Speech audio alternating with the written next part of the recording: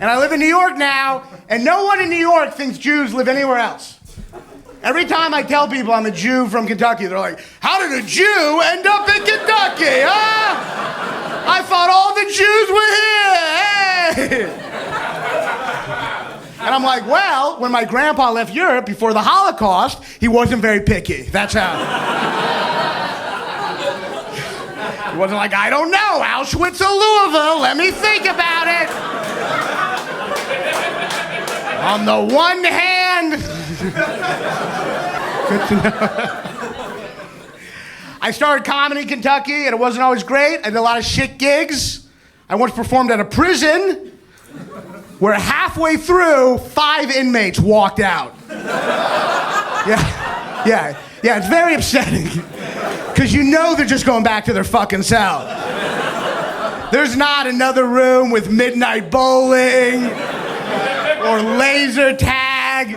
Those inmates heard my jokes and they're like, you know what? I'd rather be alone with a murderer right now.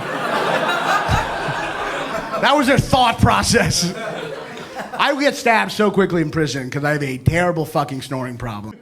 I got a bad one. So I went to the doctor and it turns out I have sleep apnea, which if you don't know what that is, that's a medical condition where you're so out of shape that sleep is just a little too much exercise for you.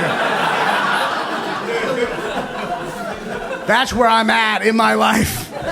I am not ready for the intense workout of lying in my bed for 8 hours. I'm falling apart. I'm 35, it's all just going downhill. My doctor told me I had fatty liver disease this year. Anyone else have a disease that sounds like your physician's making fun of you? I'm afraid to go back. I'm gonna go back, find out I have man-tit diabetes. Well, we looked at a chart. I believe you have little bitch scoliosis. What are you, fucking roasting me? So I quit drinking. I went to AA. Learned a lot in AA. I did. I learned that, I don't know if you all know this, I learned that alcohol and weed, while seeming harmless, are actually a gateway to born-again Christianity.